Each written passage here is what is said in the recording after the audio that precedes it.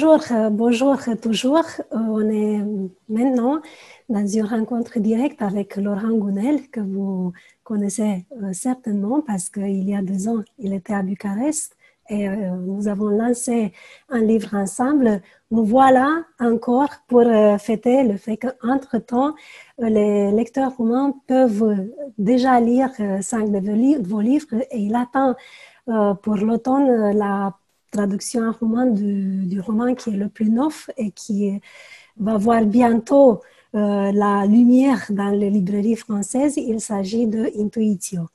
Intuitio, bonjour Laurent. Bonjour Magdalene. Comment est-ce que les Français prononcent? C'est le latin intuitio, n'est-ce pas? Oui, c'est ça, exactement. Sachant que je crois qu'en fait, personne ne sait exactement comment on doit prononcer le latin, puisqu'il n'y a plus de témoins qui peuvent nous le dire. En fait, il n'y a évidemment pas d'enregistrement qui date de l'époque romaine. Donc, en fait, personne ne sait exactement comment prononcer les mots latins. Mais je pense que c'est intuition. Donc, en attendant la traduction roumaine de Intuitio, nous allons parler aujourd'hui des livres qui sont déjà disponibles pour nos lecteurs roumains. Et d'une manière, disons, plus concentrée, plus dirigée, le dernier qui a été traduit, qui est apparu l'année passée en Roumanie, il s'agit du livre, voilà, Dieu voyage toujours incognito. Les dieux voyagent toujours incognito. En fait, je rappelle un petit peu pour nos lecteurs, nous avons commencé par traduire Le jour où j'ai appris à vivre, il y a 2 ans et demi. C'est ton deuxième roman qui a eu un succès absolument fabuleux au niveau international. Et je pense que le titre, une fois que tu le vois, te reste et te crée le désir de lire le livre. Après le jour où j'ai appris à vivre, nous avons publié L'homme qui voulait être heureux. Je te promets la liberté. D'ailleurs, Je te promets la liberté, c'est le livre pour lequel tu es venu à Bucarest. Et tu trouveras ce trésor qui dort en toi. Et finalement, les dieux voyagent toujours incognito. Un roman, Dumnezeu călătorește întotdeauna incognito. Voilà, tu connais déjà le titre roumain. Donc, bienvenue parmi nous. Je serai, enfin, en lisant tes livres et en les aimant d'une manière profonde, parce que c'est difficile de ne pas s'attacher à tes livres. C'est des livres qui parlent moins de l'auteur que de soi-même. Donc, c'est des livres qui t'aident à te retrouver et à penser plus à toi-même et à la signification de l'existence humaine et particulièrement de ta propre existence.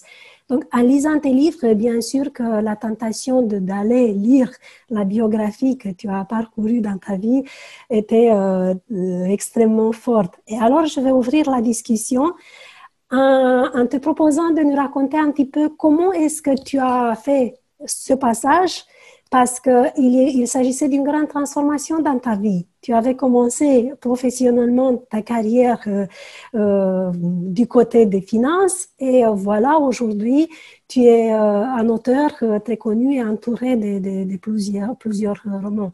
Donc, comment est-ce que s'était produit ce passage de la carrière financière vers l'écriture? Qu'est-ce qu'elle a signifié pour toi? En fait, j'ai vécu une sorte de choc quand je suis rentré dans ma vie professionnelle. Donc, j'avais 23 ans après mes études. J'étais jeune cadre à la direction financière d'une grande entreprise, enfin, au sein de la direction financière. Et j'ai vite réalisé que, en fait, je n'aimais pas ce que je faisais. J'avais aimé mes études pourtant, mais je n'aimais pas ce que je faisais. Et j'ai compris très vite que ça n'allait pas être possible. Donc, j'ai survécu pendant 5 ans quand même en tant que salarié en entreprise. Et puis, j'ai fini par partir, ou plus précisément, on m'a aidé à partir. Je me suis fait virer, je me suis retrouvé au chômage. Et la seule chose que je savais, c'est que je ne voulais plus exercer ce métier, je ne voulais plus travailler dans ce domaine. Il y avait des gens, je peux voir, autour de moi qui étaient heureux dans ce domaine, mais ce n'était pas mon cas. C'était pas fait pour moi. Donc, il fallait que je trouve autre chose et je ne savais pas quoi, en fait. Donc, j'ai traversé une sorte de crise professionnelle, mais aussi personnelle. Je me disais, mais qu'est-ce que je vais faire de ma vie? Je vais quand même pas reprendre mes études à zéro. Qu'est-ce que je vais faire?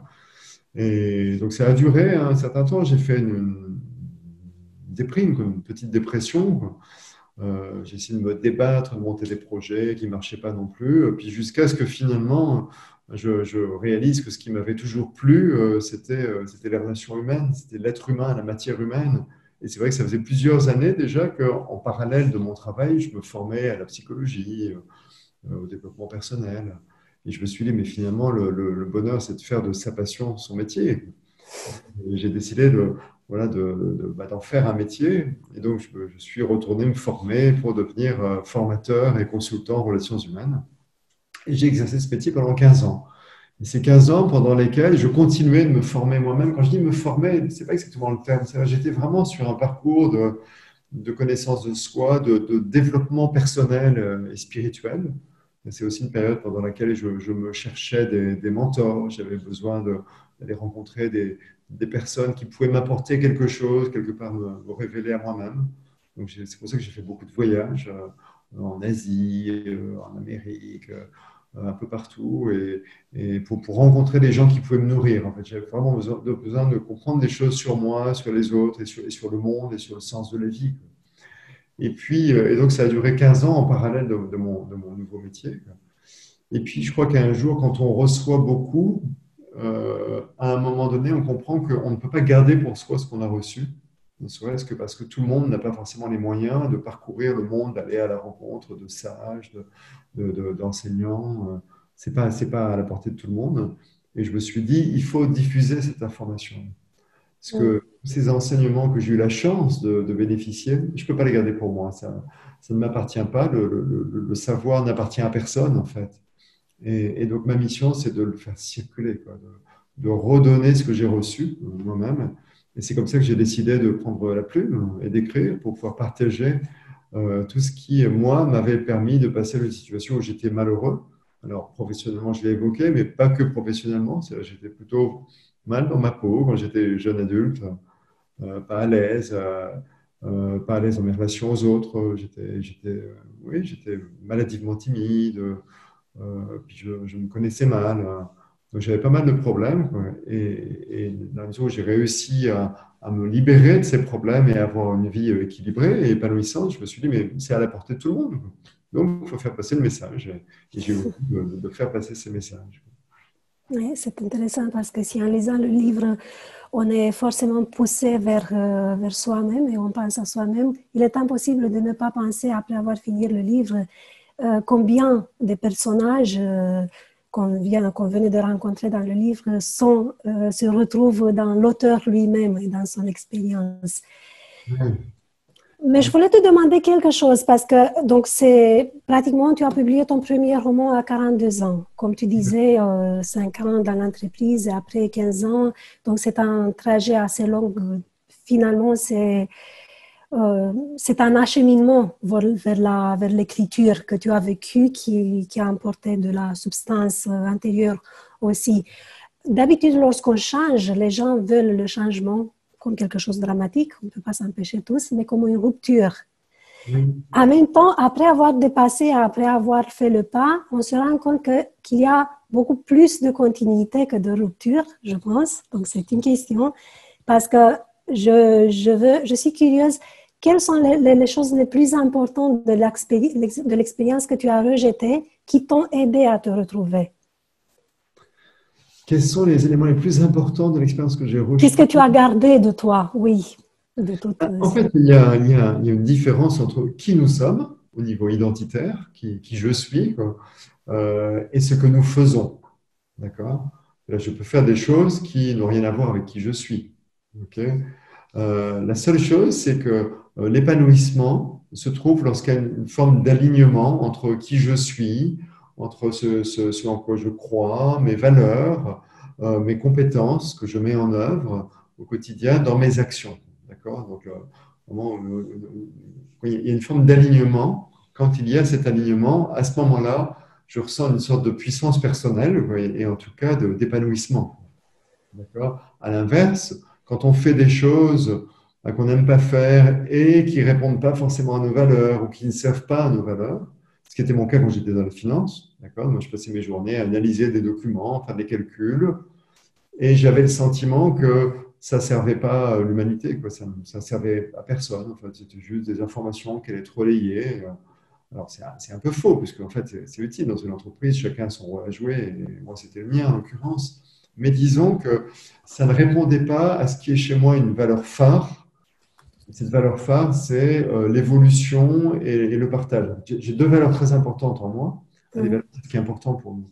Ce qui est important pour moi dans la vie, c'est l'évolution. Alors, l'évolution personnelle, hein, j'ai parlé de mon évolution personnelle pendant 15 ans, mais aussi l'évolution de l'humanité, l'évolution des choses dans le monde et l'évolution des personnes. Et moi, il n'y a rien qui me rend plus heureux que de voir une personne évoluer, ou même une société ou un pays évoluer dans la bonne direction, ce qui n'est pas toujours le cas, quoi. Mais c'est ça qui me motive énormément dans l'existence. Ça, c'est une valeur phare, l'évolution. Puis il y en a une autre qui est le partage. J'aime partager. Okay, et donc, évidemment, aujourd'hui, moi, j'ai un métier qui me permet de servir ces deux valeurs. L'évolution, puisque à travers mes romans, ben, j'aide, je crois, moi j'espère, les personnes à évoluer, à être plus heureuses, plus épanouies dans leur vie. Et puis je partage ce que j'ai reçu. Je dis souvent, je n'ai rien inventé, moi j'ai beaucoup reçu, je suis allé à la recherche de l'information, de l'enseignement, et puis maintenant je repasse tout ça. Et donc quand j'étais dans les finances, il y a des gens qui sont épanouis dans les finances parce que ça répond à leurs valeurs, mais ça ne répondait pas aux miennes. Donc c'est important pour chacun de se connaître, afin de percevoir, afin de mettre en œuvre cette forme d'alignement qui va faire qu'on est épanoui, parce que ce que l'on fait donc dans le comportement, que ce soit un métier d'ailleurs ou en dehors d'un métier, hein, ça peut être aussi sur le plan personnel, ce que l'on fait va servir, va alimenter nos valeurs les plus profondes. Et là, ça a du sens pour nous. D'une manière enfin, beaucoup plus simpliste, si je comprends bien, entre ces distinctions entre profession et passion par laquelle on passe tous, tu as choisi la passion pour la transformer en profession, finalement, n'est-ce pas? Oui, c'est juste. Oui, tout à fait. Tout à fait. Est-ce que les livres, enfin, pratiquement tous les livres que tu as écrits, d'abord touchent des problèmes qu'on connaît tous, même si on parle ou si on ne parle pas de ces problèmes, qu'on veut les reconnaître ou qu'on puisse les exprimer d'une manière plus ou moins attirante.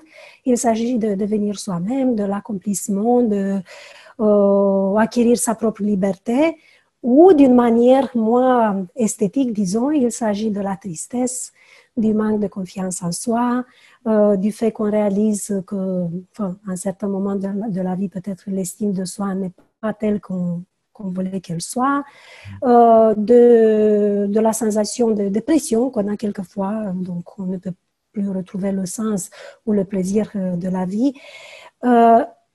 Est-ce que ça, c'est le thème que tu discutes dans tes romans? Un des romans commence avec quelqu'un qui ne peut pas jouir de sa vie, il ne sait pas. Un autre roman commence, Dieu voyage toujours incognito, par exemple, commence avec Alain qui veut se suicider, donc est en train de se suicider. Pratiquement, il y a une grande crise qui ouvre le livre. Oui. Est-ce que le choix de la nature de la crise, de la nature de ce que tu as voulu que le personnage accomplisse par cette crise, a été à marquer des pas dans ton évolution, des voyages, comme tu disais?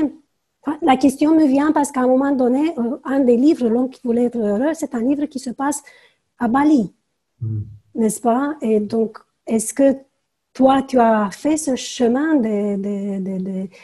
que tu as parsemé à travers tes personnages après? Alors oui, alors plusieurs choses. D'abord, il faut comprendre que la crise est un prélude au changement. C'est-à-dire que finalement, en général, quand une crise survient dans notre vie, que ce soit une crise personnelle, comme je sais pas, un divorce, une maladie, ou une crise professionnelle, un licenciement comme j'ai vécu, un échec, une difficulté, d'accord? Quand on reçoit une crise, quand on vit une crise, en général, on n'est pas content, d'accord? Et on se dit, mais pourquoi ça me tombe dessus? Et ce qu'on ne sait pas dans l'instant, quand cette crise survient dans notre vie, c'est qu'en fait, la crise est ce qui va nous permettre de changer. Et en fait, la pire des choses pour quelqu'un qui n'est pas complètement épanoui dans sa vie, bah, c'est de ne pas subir de crise et de continuer comme avant, parce qu'on peut finalement subir des choses qu'on n'aime pas tellement, une situation où on n'est pas complètement heureux, bah, toute sa vie, en fait. D'accord? Et la crise, c'est ce qui nous permet la remise en question. C'est ce qui nous force quelque part à nous poser des questions, à nous demander qu'est-ce qui ne va pas dans notre vie, qu'est-ce qu'on voudrait, c'est une question qu'on ne se pose pas forcément, quel est le sens de notre existence, qu'est-ce qui compte vraiment pour nous. Je parlais tout à l'heure de connaître ses valeurs. Donc ça, ce sont les questions qui surviennent avec une crise. Okay. Alors pourquoi le voyage dans mes romans, et pourquoi j'ai moi-même voyagé? Le voyage, c'est un peu une métaphore de l'évolution qu'on peut faire dans notre propre vie. C'est le véritable voyage, il est intérieur finalement, il est avec soi-même, il est par rapport à ses choix de vie, quoi. Mais le fait de voyager physiquement, c'est en fait de se déplacer, de changer de lieu, de changer de région, de changer de pays, même ponctuellement, quoi. En fait, parce que c'est une métaphore du voyage intérieur, ça aide à sortir de soi. Donc, ça aide à sortir de ses conditionnements. Parce que l'être humain est un être d'habitude. On a tous tendance à avoir des habitudes de fonctionnement, de vie. Et même lorsque la vie ne nous satisfait pas et qu'on n'est pas content de notre situation, que ce soit au travail, en couple, en famille ou autre, eh bien, on a tendance à continuer comme avant, en fait. Parce qu'on fonctionne comme ça. Les habitudes ont quelque chose de rassurant. La vie est assez cadrée, quoi. Et le fait de partir en voyage, ça casse, en fait, ça coupe les habitudes. On change forcément d'habitude. On sort de l'espace problème, entre guillemets, on va ailleurs. On va ailleurs, et non seulement on va ailleurs, mais on est confronté à des gens qui peuvent avoir des façons de voir différentes, des cultures différentes. Et cette confrontation avec un autre modèle du monde, on pourrait dire une autre façon de voir la vie, va nous aider encore plus à regarder la nôtre et à nous dire, mais finalement, mon mode de vie à moi, est-ce qu'il me convient vraiment? Là, je vois autour de moi d'autres façons de vivre, d'autres façons de penser, de voir les choses, de gérer les relations. Et finalement, est-ce que ma vie à moi me convient, quoi? Et est-ce que ça me donne envie de prendre des décisions? Donc, en fait, le voyage, c'est super important. À propos de voyage, le titre du dernier roman publié en Roumanie, c'est « Les dieux voyagent toujours incognito ». Quel est le sens de ce titre? Alors, ce titre, en fait, tous tes titres sont superbes, sont des métaphores. En fait, c'est issu d'une phrase que Einstein avait prononcée à propos du hasard. Einstein disait, le hasard, c'est Dieu qui se promène incognito. Je suis parti de cette phrase. Et alors pourquoi les dieux? Parce que les dieux, c'est un petit peu nous, quoi. Et quand je dis les dieux voyagent toujours incognito, pour moi, c'est que chacun de nous, quelque part, a au fond de lui, on pourrait dire, une part de divin.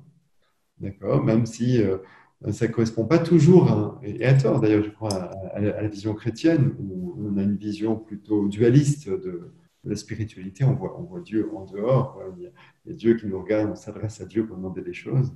Et en même temps, Jésus lui-même a invité à voir Dieu à l'intérieur de soi. Ça, on l'a un petit peu passé sous silence dans le christianisme. En tout cas, moi, je suis convaincu qu'il y a une part de divin en nous. Et que l'un des travaux qu'on peut mener dans notre vie, c'est de faire émerger cette part de divin. Et on fait émerger cette part de divin, notamment quand on est à l'écoute de soi, qu'on comprend ce qu'il y a de précieux en nous et qu'on est en accord avec nous-mêmes.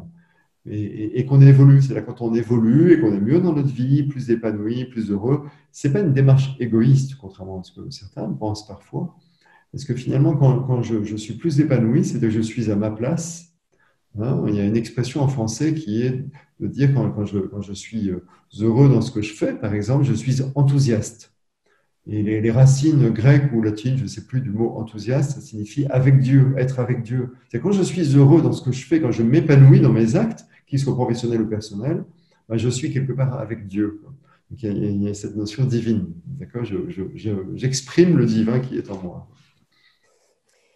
Je vous laisse parcourir ensemble ce trajet entre le hasard que tu as invoqué à travers les paroles de Einstein et la direction dans laquelle on va pour se chercher, pour se retrouver soi-même. C'est amusant, il y a quelques jours, je lisais un texte des essais de Montaigne et il y avait là un passage qui m'a semblé très très beau où Montaigne disait que waouh, c'est tellement bizarre. Quelquefois, le bizarre et les circonstances me dirigent, ont une plus grande influence sur moi et me dirigent mieux vers ce que je veux comprendre de moi-même que mes efforts personnels. Donc, ce qu'il disait finalement, c'est que oui, quelquefois, le hasard fait plus que l'effort dans lequel tu dois être assez concentré et stable. Ce qui interpelle d'ailleurs sur qu'est-ce que le hasard. Moi, à l'origine, j'ai une formation plutôt rigoureuse en sciences économiques, puis j'ai un père scientifique aussi, donc je suis plutôt rationnel, carré. Donc pour moi, le hasard, c'est le hasard. Sauf que depuis quelque temps, comme je m'interroge sur ce qu'est le hasard, et on peut faire un lien en effet avec la pensée d'Einstein, parce que j'ai quand même de plus en plus tendance à penser que ce que l'on appelle le hasard, et notamment par rapport à des événements qui surviennent dans nos vies, ce que j'évoquais tout à l'heure, comme des crises ou des coups durs, ben, ne sont pas là vraiment par coïncidence, quoi. Ça a une fonction dans notre vie, ça nous apporte quelque chose, quoi.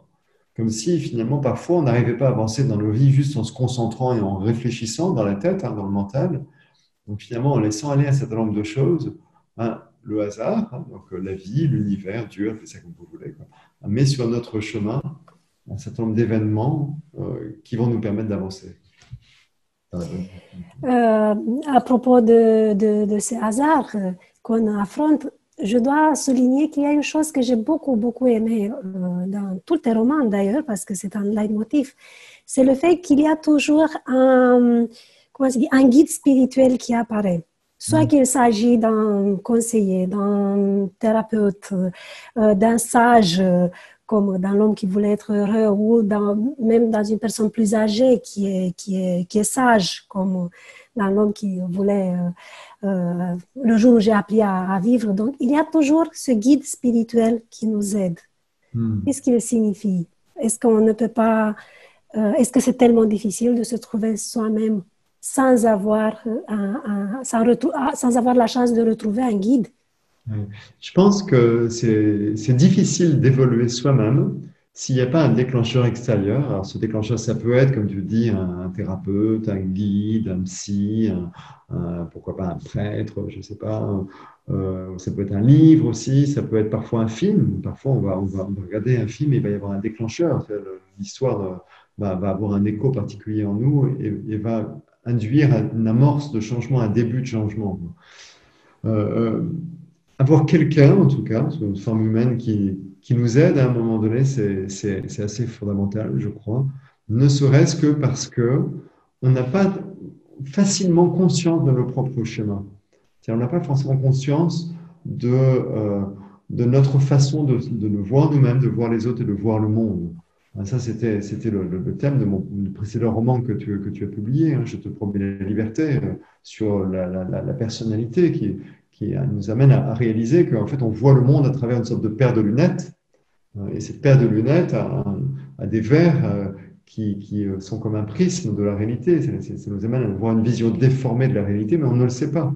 Sauf qu'on se voit soi-même d'une certaine manière, c'est-à-dire on croit des choses sur soi, on voit les autres d'une certaine manière, et on va interpréter les paroles, les comportements des autres, et on voit tout ce qui se passe en fait autour de nous dans le monde de manière biaisée. On croit voir la réalité objective, précise, factuelle, et en fait non, il y a un biais, qui est le biais notamment de notre personnalité, de nos croyances, de ce que l'on pense. Et c'est très dur en fait d'avoir conscience de la paire de lunettes qu'on porte. C'est souvent quelqu'un d'autre, mais ce quelqu'un d'autre parfois ça va être un conjoint. On se met rarement en couple avec quelqu'un qui a exactement la même vision des choses, la même personnalité. Et le conjoint, il m'a réussi aussi à ça à un moment donné, à nous ramener sur Terre quelque part, à nous dire non, ce que tu me dis là, ça ne correspond pas à la réalité. C'est ta vision des choses. Donc il y a une confrontation à un moment donné. D'accord? Donc ça, c'est le rôle aussi d'un thérapeute, d'un psy, d'un guide spirituel. C'est de confronter à un moment donné notre vision du monde pour nous amener à réaliser qu'elle ne correspond pas tout à fait à la réalité. En fait, il y a au moins 3 éléments qui me semblent essentiels et très visibles dans tes histoires. Donc, c'est le guide spirituel dont nous venons de parler. C'est aussi l'idée de pacte, parce que celui qui rencontre le guide spirituel doit accepter un pacte. Et dans tous tes romans, il est en quelque sorte forcé comme on impose à un enfant quelque chose. Tu dois faire cela pour arriver à je ne sais pas où. Et une troisième chose qui me semble essentielle, c'est l'idée de preuve. Donc, Mhm. Alain, par exemple, du roman Les dieux voyagent toujours incognito, mais pas seulement lui, les personnages des autres romans aussi, ils sont mis à des épreuves. Donc, Oui, tout on à fait. leur dit, fais ça pour voir qu'est-ce que ça veut dire. Euh, oui, je voudrais parler un petit peu de ces exploits spirituels qui sont en quelque sorte, disons, une sorte analogie mythologique à Hercule, parce que lui aussi, il est Hercule dont on sait qu'il était fort parce qu'il a accompli Mais oui, des exploits. Oui. Je voudrais discuter un petit peu de ça parce qu'en même temps, il y a à un moment donné un personnage enfin, qui dit, enfin, c'est Alain le même dont on parle, qui, euh, qui demande, mais est-ce que on peut, comment est-ce que finalement on peut devenir plus libre intérieurement? Euh, Comment on peut se libérer intérieurement soi-même? Et la réponse que le guide, son guide spirituel lui donne, qui peut être, je laisse le lecteur à découvrir, peut être un thérapeute ou peut être un personnage maléfique, la réponse est il n'y a pas de recette et il Mhm. n'y a pas une seule voie. Mais On oui. peut trouver plusieurs voies pour arriver là où tu as besoin d'arriver. Euh, et le défi, c'est de discuter un petit peu de sens de ces épreuves. Et par exemple, prenons une qui est assez amusante. La première épreuve du roman Les dieux voyagent incognito, c'est le fait que euh, Dubrovski, le guide spirituel, demande au personnage Alain d'aller dans une boulangerie. Enfin, il faut que je raconte un petit peu. Le personnage dit tout ce qui m'arrive, c'est contre moi. Donc, il n'y a rien de bien dans ma vie. Même le fait d'aller dans un magasin, par exemple, et de demander du pain, pour moi, est une situation, débouche sur une situation que je ne peux pas comprendre parce qu'on me donne toujours le pain qui est brûlé. Et Mhm. alors, Dubrovski, le thérapeute, le demande, mais est-ce que tu n'as pas la force de dire que tu n'aimes pas la force brûlée? Est-ce que tu ne peux pas demander une peine qui te plaît? C'est preuve qu'il lui prescrit et je te laisse raconter d'ici. Parce Ah que... oui, parce que comme tu l'évoques, hein, le personnage est quelqu'un d'assez timide, qui n'ose pas affirmer son point de vue et qui n'ose pas surtout exprimer précisément ce qu'il veut et ce qu'il ne veut pas dans sa vie, quoi. Donc, évidemment, les choses sont compliquées pour lui. Et dans la mesure où il a toutes ces hésitations, eh bien, Dubrovski lui donne l'obligation, donc c'est une épreuve qu'il doit surmonter, de rentrer dans une boulangerie et puis de demander un pain, puis de refuser le pain qu'on lui donne en lui disant qu'il est trop cuit ou pas assez, d'en demander un autre, puis de changer d'avis et de changer d'avis à plusieurs reprises comme ça, jusqu'à ne rien acheter et dire finalement j'ai changé d'avis, je ne prends rien. Et alors que c'est à l'heure d'affluence, il y a toute une file de personnes, donc il est là à monopoliser le vendeur ou la vendeuse pendant quelques minutes parce qu'il change d'avis pour exprimer ce qu'il veut et ce qu'il ne veut pas, quoi. Donc, bon, la scène est assez rigolote en effet dans le livre, mais c'est une véritable épreuve pour ce personnage, parce que pour lui, c'est extrêmement difficile en fait de faire ça, d'aller à l'encontre de ce que les autres cherchent à lui donner ou à lui imposer. Est-ce que finalement ça le brise, le fait de faire une chose qui est inconcevable pour un timide?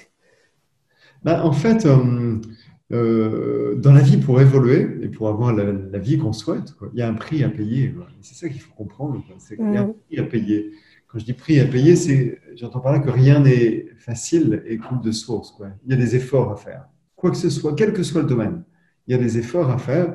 Et donc, c'est ça, enfin, finalement, que symbolise les épreuves dans la mythologie tu évoquais tout à l'heure à propos d'Hercule. C'est-à-dire que la vie nous offre des épreuves.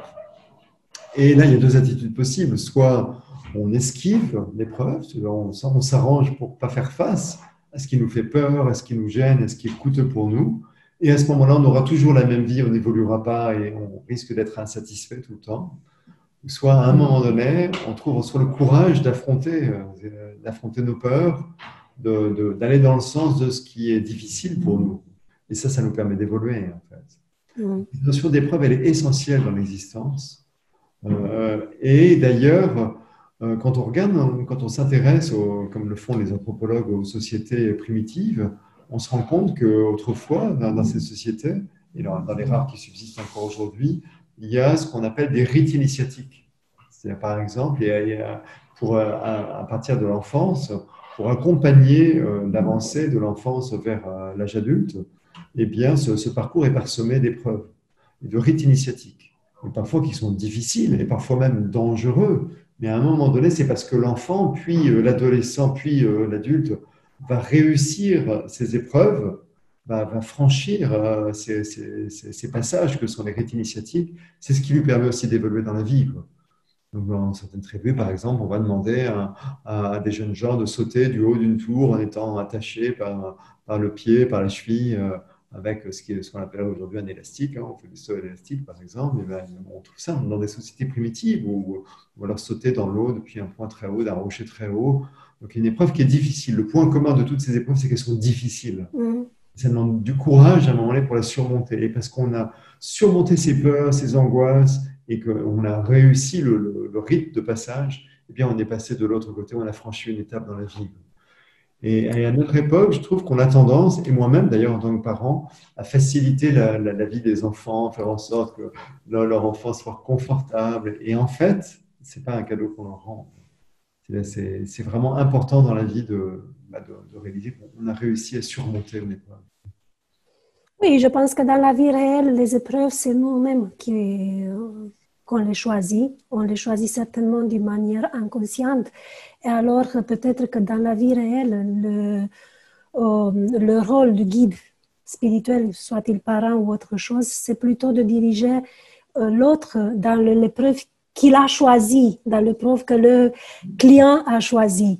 C'est-à-dire dans les romans, c'est une manière métaphorique de le dire très bien, mais dans la vie réelle, peut-être c'est ça la différence. La victime choisit l'épreuve et le guide spirituel l'aide à être à la mesure de l'épreuve qu'il est capable de survivre. Oui, tout à fait, parce qu'il doit le conduire au succès, quoi. Dans une clé assez détendue aussi, je voudrais rappeler, et je te demande que tu nous éclaires un petit peu le sens de cette anecdote. Donc, dans le roman, il y a aussi, à un moment donné, le guide spirituel, Dubrovski, demande à Alain d'aller au bureau. Alain est toujours le type timide, il est toujours un peu mal installé au milieu de ses collègues et dans son contexte professionnel. Donc, Dubrovski lui demande d'aller au bureau chaque jour avec une revue qui s'appelle, je ne sais pas, je ne me rappelle plus exactement comment. Closer. C'est ces revues qui vont vous parler de la vie des stars, où les photographes Ah, prennent des photos de stars, des photos volées de stars sur la plage, où on voit qu'ils ne sont pas si beaux que ça, qu'ils ont des plis de graisse, vous voyez. Donc, c'est des revues vraiment pas intéressantes, mais que beaucoup de gens aiment lire quand même, mais ils ne vont surtout pas le dire. Donc, ils vont le lire chez le coiffeur, par exemple, ah, plutôt caché aux autres qui le lisent alors qu'ils adorent le lire. C'est un peu la honte de lire ça, quelque part. bon, donc, pourquoi demander à Alain de faire une chose qui lui semble honteuse, pas seulement difficile, mais honteuse, effectivement, qui lui semble, qui lui donne l'impression de se disqualifier. Voilà. Alan a un problème avec le regard de l'autre. C'est-à-dire, Oui. Alan, le personnage, est très, très dépendant du regard de l'autre. C'est très important pour lui qu'on ait un regard bienveillant sur lui, qu'on le voit comme quelqu'un de bien, etc. Et du coup, c'est porté à un tel niveau qu'il devient esclave du regard de l'autre. Au bout d'un moment, c'est plus sa vie, quoi. Il va se comporter en fonction de ce que les autres attendent de lui. Et donc, pour lui permettre de se libérer du regard de l'autre, eh bien, il lui demande en effet d'aller au bureau avec le magazine en question, un exemplaire du magazine en question, et puis de le laisser négligemment posé sur le bureau. Il va en réunion, donc vous imaginez, il y a la salle de réunion, il y a une dizaine de collègues, puis lui arrive en réunion avec ses dossiers, puis il a son magazine, il pose le magazine sur la table. Il doit le faire. Donc c'est hyper dur pour lui. Et en même temps, il va réaliser que ça ne change rien finalement. Ok, il y a certains collègues qui vont regarder un peu de travers, et en même temps, il va rester qui il est. Ça n'empêchera pas qu'on va l'évaluer par rapport à la qualité de son travail, pas par rapport au magazine en question. Pratiquement chaque épreuve découvre ou met en lumière quelque chose d'essentiel pour le personnage, quelque chose qui peut être aussi essentiel ou moins essentiel, mais de toute façon connu par chacun de nous, les lecteurs. Et lire le roman, ça nous fait rencontrer plusieurs situations qui mettent, je ne sais pas, en lumière comment est-ce qu'on fait ou comment est-ce on arrive à se retrouver soi-même lorsqu'on manque de confiance, lorsqu'on perd la confiance, l'estime de soi, lorsqu'on n'a pas le courage et la liberté intérieure de nous exprimer, parce que c'est un autre thème essentiel de ce roman, comment on fait pour exprimer une chose dans laquelle on croit, comment la dire aux autres de façon que ça ne soit pas seulement un balbutiement, mais que ça soit un discours, que ça soit une voix. Comment retrouver sa voix. Je voulais te demander quelles sont tes sources, parce que bien sûr qu'on retrouve à partir de stoïciens, des sources philosophiques. Moi, j'étais aussi, j'ai cru voir exactement les discours des existentialistes et des phénoménologues qui ont été repris après par la psychologie et par la psychothérapie analytique. Des discours où l'idée de la fin de la vie qui donne un sens essentiel, pratiquement irvinial. Il a des livres théoriques et des romans qui présentent cette idée une fois que l'individu est confronté à sa propre mort, soit qu'il est malade ou soit que, je ne sais pas, qu'il approche la tendance de se suicider, il retrouve à ce moment-là, il retrouve le désir de vivre et la vraie joie de vie et même le bonheur, ce qui semble paradoxalement. Oui.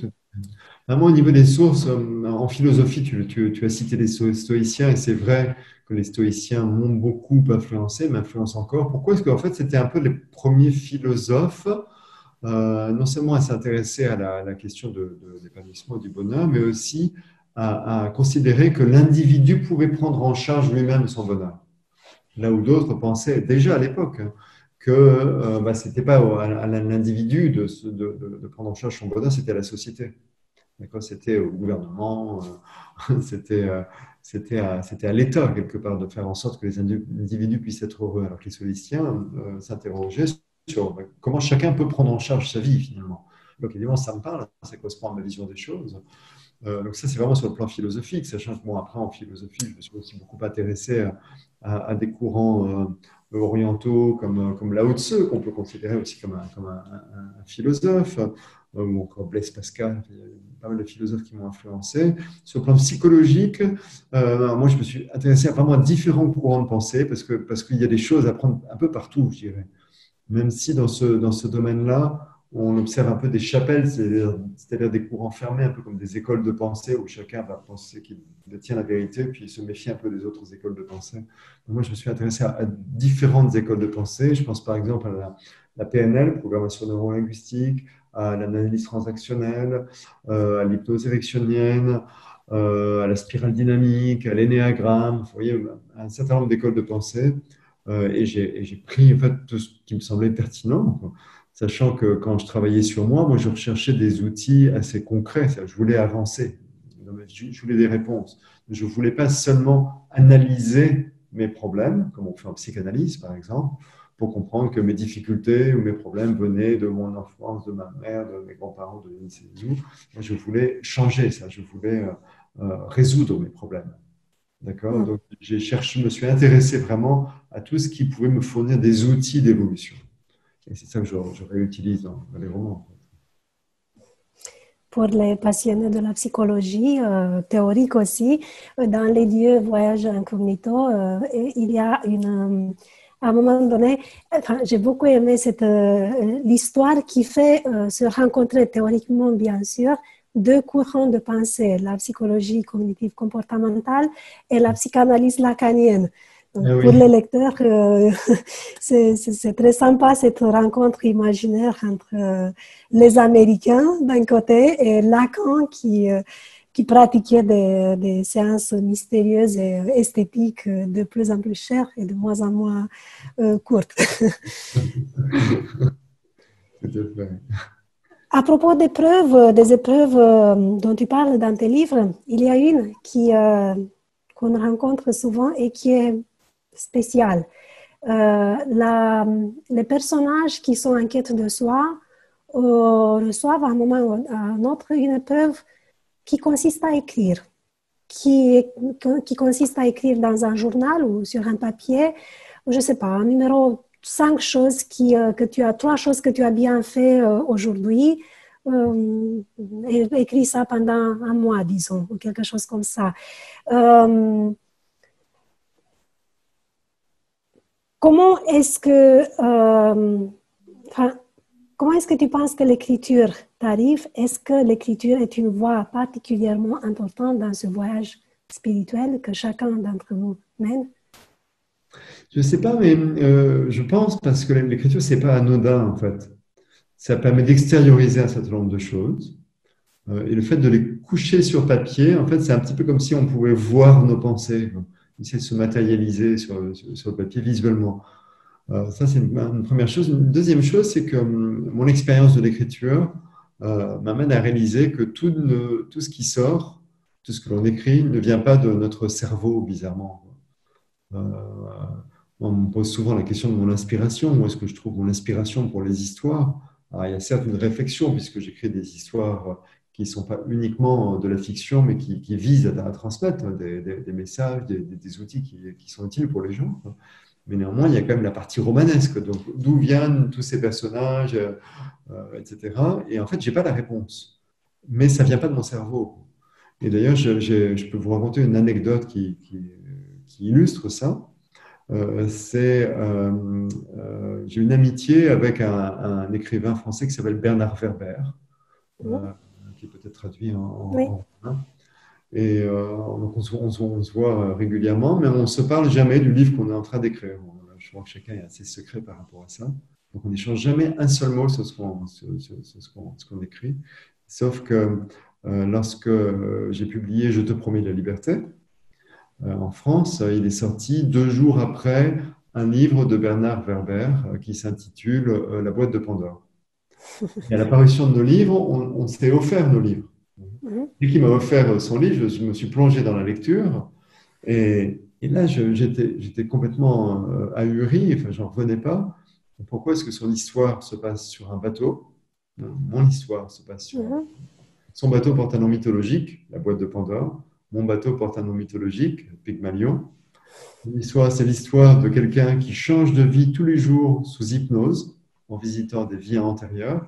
Et moi, c'est l'histoire de quelqu'un qui change de vie tous les jours sous hypnose, en changeant de personnalité. Sans rien parler. Voilà, et on a rien dit, je vous jure que c'est vrai, sur nos livres quand on était en train d'écrire. D'ailleurs, je n'en parle à personne à part à ma femme. Je suis très, très secret par rapport à ça. Et Bernard, ça doit être à peu près pareil. Donc, ça veut dire quoi? Ça veut dire qu'à un moment donné, on est allé chercher l'inspiration quelque part. Ou, je ne peux pas vous dire, mais ça ne vient pas de mon cerveau. Donc voilà, pour répondre à ta question, c'est intéressant, je crois, d'écrire. Parce que quand on écrit pour les gens, il y a des choses qui vont venir d'ailleurs que notre cerveau et qui peuvent nous permettre d'avancer dans la vie. L'écriture, c'est assez magique. En fait. Oui, peut-être que l'écriture certainement nous fait plus riches par rapport à nous-mêmes. Ça nous fait devenir plus que l'on est. Donc, je ne veux pas trop dévoiler le sujet de ton dernier roman, Intuition, mais parce qu'il est en train de sortir. Je voulais t'inviter, pour finir notre discussion, de nous dire, en guise de teasing, donc en quelques mots, de dire à nos lecteurs de quoi il s'agit et qu'est-ce qu'on peut retrouver là. Dans Intuition? Oui, Intuition. Oui, ok. Eh bien, c'est l'histoire d'abord, c'est écrit sous la forme d'un thriller. C'est l'histoire d'un jeune auteur de polar, enfin un jeune auteur de thriller, on peut dire, américain. Il vit à New York, dans le Queens, avec son chat, il a une petite vie tranquille. Et puis un jour, on sonne à sa porte et ce sont 2 agents du FBI qui lui font une proposition un peu étrange puisqu'ils lui proposent de les aider à identifier, à localiser le criminel le plus recherché du pays. Voilà. Il prend une plaisanterie, il dit, mais moi, je suis juste un romancier, je peux pas vous aider. Sauf que les autres lui disent, voilà, enfin, ils sont assez mystérieux, mais il faut comprendre que s'il accepte, eh bien, il va rejoindre un programme secret qui vise à développer l'intuition, ou plutôt développer l'accès à l'intuition, afin de pouvoir accéder à n'importe quelle information comme ça sur commande. Alors, il pense que c'est un truc de fou, que ce n'est pas possible. Et puis, évidemment, il est assez curieux, et donc il va se laisser tenter, il va rejoindre ce programme. Voilà, et à partir de là, il y a des péripéties, il va être un peu dépassé par les événements, sans même réaliser qu'il n'a pas été choisi par hasard. Enfin, mais voilà, il se passe des tas de choses. Donc, c'est le thème du roman, c'est l'intuition. Et c'est basé sur une méthode qui existe véritablement, qui a été développée aux États-Unis par des scientifiques qui ont reçu des financements officiels hein, de la CIA avec sur des budgets qui ont été votés par le Sénat américain. Et ça fait plus de 40 ans que ça dure. Hein. Donc il y a eu des millions de dollars pour financer ces recherches et qui permettent en effet d'accéder à ces intuitions sur commande. C'est un truc complètement délirant. Moi, j'ai rencontré un ancien de la CIA, je me suis formé à cette méthode. Et juste pour vous raconter un exemple, pour vous montrer la puissance de ça, en fait, l'instructeur va choisir un lieu, il va penser à un lieu, il va en prendre la photo, il va la cacher dans une enveloppe opaque hein, qu'il va poser sur la table devant vous. Et vous, en déroulant tout un processus, un protocole de la méthode, vous devez pouvoir décrire le lieu de manière très, très précise. Et ça marche, en fait. Et après, on ouvre l'enveloppe et on regarde. C'est assez incroyable. Alors, merci beaucoup. Donc, les personnages de tes romans sont tentés d'accepter un pacte qui semble toujours très, très, très mystérieux et énigmatique. Donc, avec cette énigme que tu as lancée et la curiosité pour Intuitio, qui est un roman différent et très fort en même temps de ce que tu as écrit jusqu'à maintenant, je te remercie encore une fois et on t'attend à Bucarest, ce qui veut dire qu'on attend que le mystère de la pandémie cesse le plus tôt possible. Oui, je reviendrai avec joie. Merci beaucoup, Magdalena. Merci.